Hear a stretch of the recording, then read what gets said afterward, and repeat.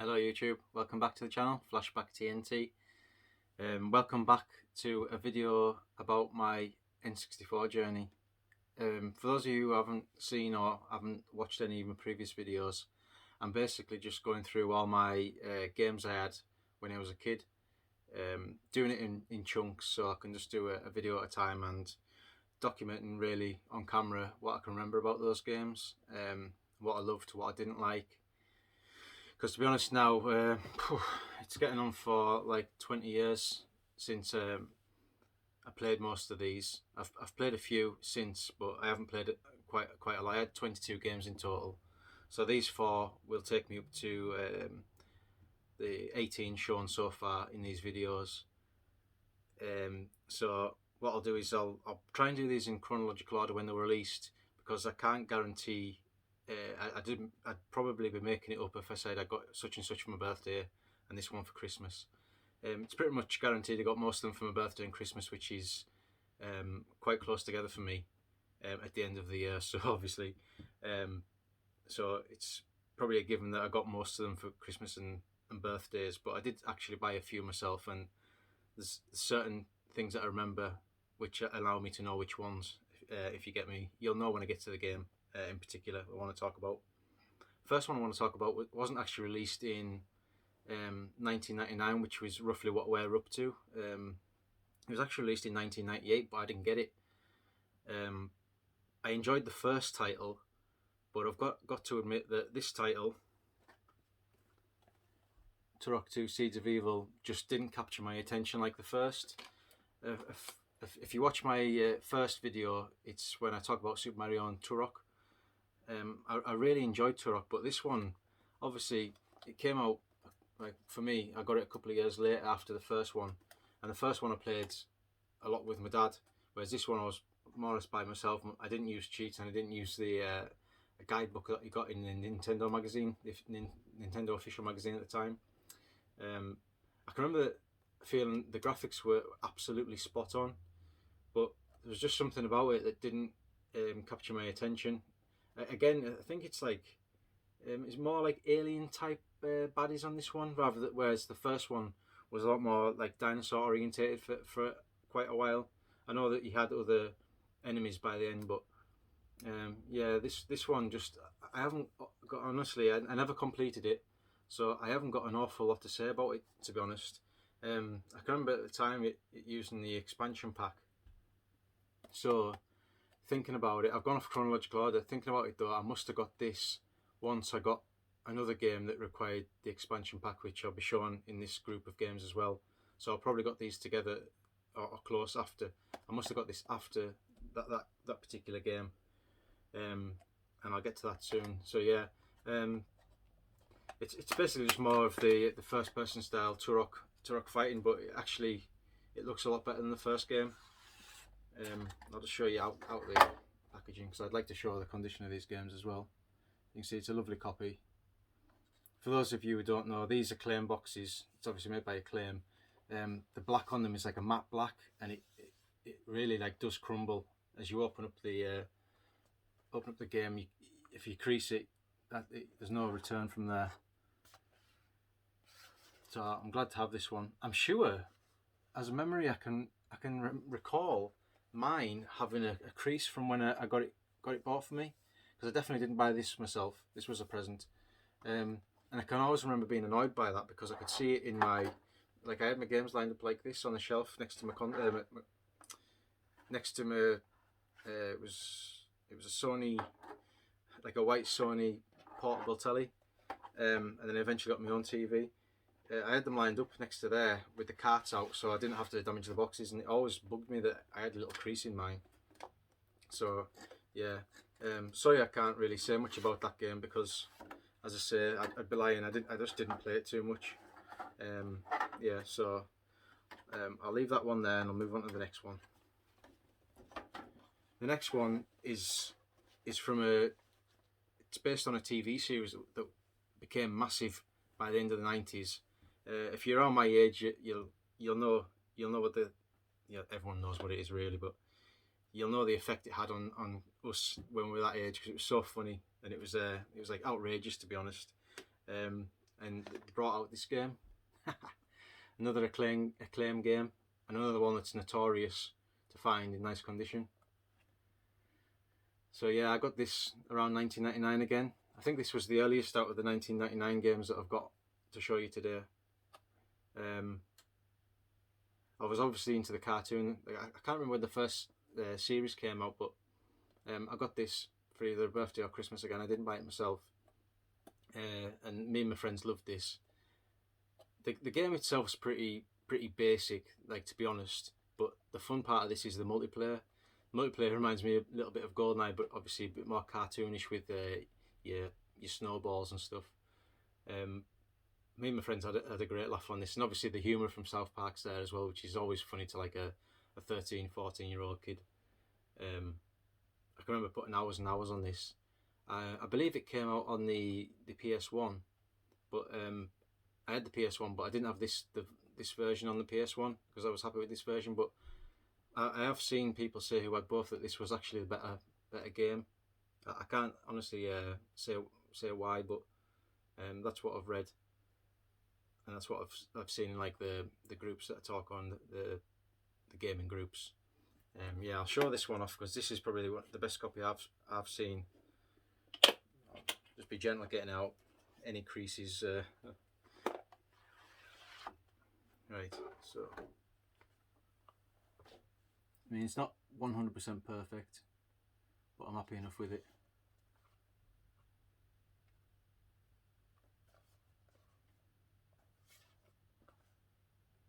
I think this has got the built-in tray as well, which is a nightmare for when you're collecting these games.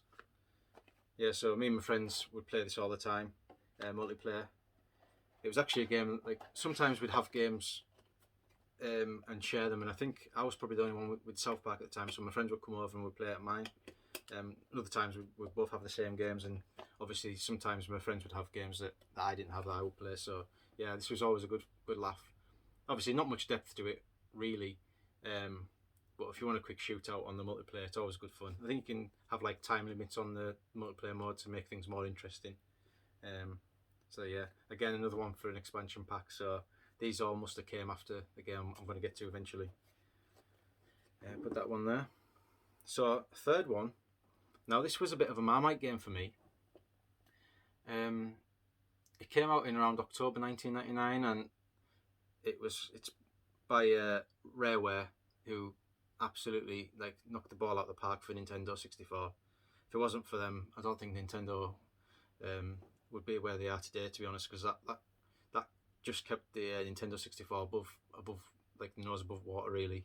Apart from the first party games, there wasn't much to go at. But Rare would continuously bring out amazing games, and this one itself is quite often overlooked. I couldn't put my finger on why. I'll explain how I found the game, and it might show why. But the game in question is Force Gemini. Now I don't know if this has ever been remade or there's been a sequel or anything, but it's like a third-person shooter style game.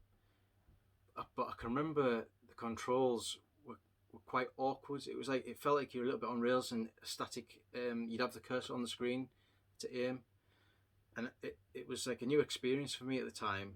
And I can remember it took me probably a good few months to start really getting into the game and playing the game properly, because I'd put it on and it just wasn't catching my imagination. It wasn't holding my attention either, so I'd just turn it off, and it was one of those where you struggle and you struggle and struggle, and then eventually something just clicked and I did really start to enjoy it. There's like two characters, like obviously Gemini twins, and you've got like a little dog, but there's quite a lot of depth to this game, and a lot of love and effort has been put into it as well. The graphics are beautiful.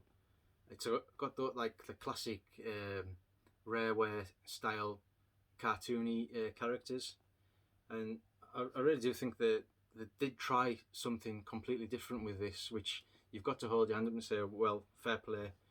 It's unfortunate that I struggled with it for so long, but once I got into it, it wasn't too bad. But thinking about how my nostalgia for these games, this is one that I've got to be honest isn't it's not like in the same thought process of as GoldenEye or Super Mario 64 or Banjo Kazooie. It's there. I enjoyed it. It's probably in the same like category as Turok II, but obviously I ended up completing this one, and I might have even completed it using a guide in the end, because I got to the point where I thought, look, it's been bought for me, and I want to get my money's worth out of it. So yeah, I tried. But do you know what? I might actually try and give this another go and play it with my mentality of today, and see what I feel. See how I feel when I'm playing it this time. I'm sure there's all kinds of weapons you can use as well. There's good the graphics when you're shooting enemies is awesome, I remember. But it felt like a step up from the normal shooters. It felt like you had to think about more like what you were doing with the guns and what type of guns you were going to use and stuff like that. I mean, it says here there's actually a multiplayer mode for 4 players, but I don't think if I did play that, it was probably briefly with my mate Jordan and his brother. But yeah, it's a good game. It's got a good score and a good rating, which it deserves. But yeah, as I say, it didn't hold my attention to start with, so I have to knock it down a little bit for that. It was a slow burner, so to speak. So yeah, so that's that one.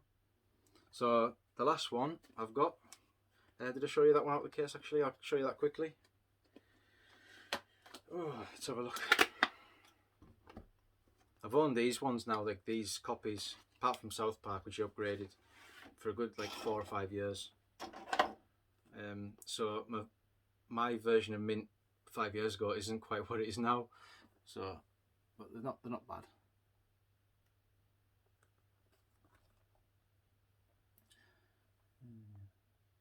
Go to read that. See the graphics. You never hear it mentioned really. Force Gemini. That's the little dog that's like your sidekick.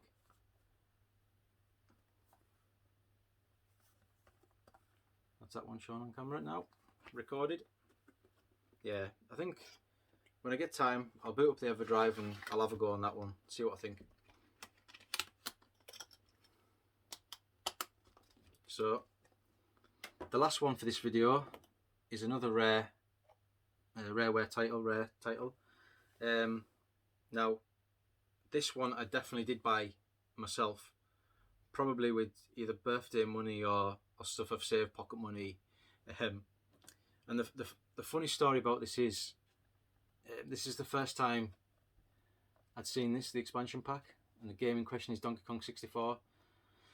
The game came obviously with the expansion pack, so I didn't have the expansion pack in the N64, which explains why then I've got the likes of Turok, when it says expansion pack compatible. I mean, it's not required. This requires it, but I probably got those games later, which is why they look quite good as well.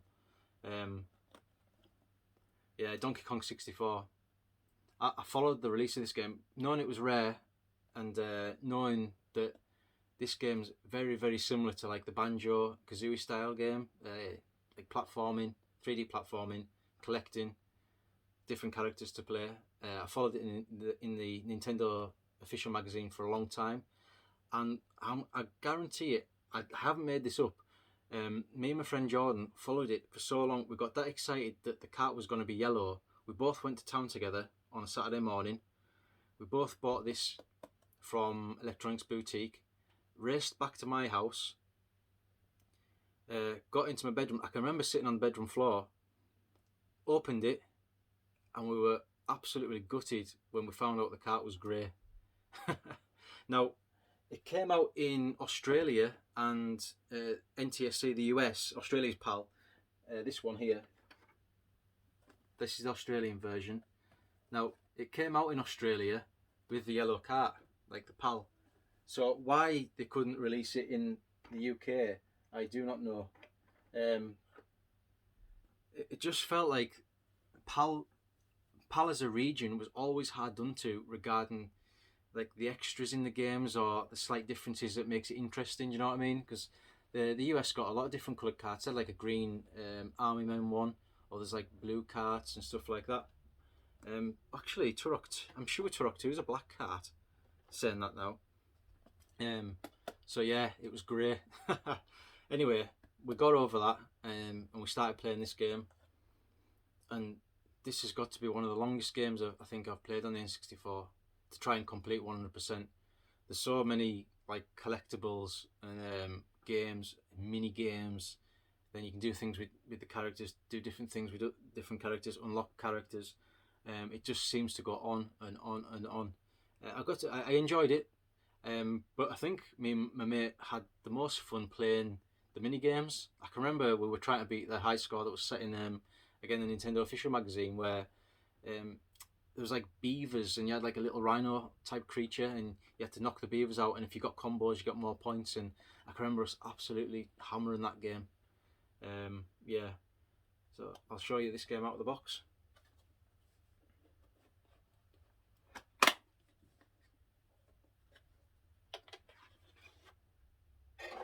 This is like my copy as well, because I'm sure Electronics Boutique were the people who put the circular seals on.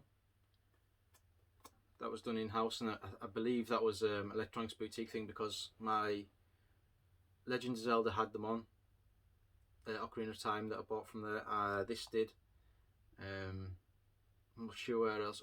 Other see, Electronics Boutique would take the red strip off if it had one and check the contents and put. Remember they used to put like the stuff in a drawer, and if you took the box to the desk, they'd take the stuff out of the drawer and put it in the box for you and give you the box. Well, I would always try and find the best box available on the shelf. That wasn't all the time, and I can't speak for all the other shops, but that's how my shop operated for a while. So yeah, I'm quite happy with this copy. It was a one I upgraded recently. This always commands a little bit extra because of the expansion pack inside, which can be annoying. Because the expansion pack itself, like, you can sell that individually for like 30 quid. Yeah, but I know a lot of people that enjoy this game. Yeah. It's definitely up there with all your banjos and stuff. And they actually did the it was the Donkey Kong Country Rare did those, didn't they, on the SNES? So they carried the good form into the 3D platforming style. So I'm glad they did. Excellent. Just back in. So there you go, guys. That takes us to around the new millennium now. I know the last 4 games that I've got to show you in another video, they all came out in the year 2000, so that they'll have seen me into 2001. So I'll talk about that in another video, and give my thoughts. These videos have given me a good chance to think about the actual time that I had it with the N64, and just to briefly state that you can tell the effect the N64 had me from like 11, 12, 13, fantastic. The amount of time that I spent on it, a lot of hours, days with friends, multiplayer. But as you get older, towards like the 14, 15 mark, I think the PlayStation started to become more appealing. And some of these games just weren't for maybe me anymore, because if you think about it, I'd spent like 3.5, 4 years with the console now, so that's a lot of years for like 11-year-old to a 14, 15-year-old. So I'll talk about that in a bit more depth in my next video. But I feel it's quite interesting, because you take a journey, you go on, and you see you become maybe a bit more mature as a gamer and stuff like that. So yeah, so that's it for this video, sorry. I'd just like to say, if you've got any comments about these games, just leave a comment please in the description, in the comment box below. I'm a bit rusty again. Yeah, just leave a comment. Happy to talk about these games with you. If you've got any good memories, or if you've got things about the game that I haven't mentioned that's really interesting, please let us know. I'm always happy to learn a little bit more. So yeah, thanks for watching everyone, and I'll see you next time. Cheers.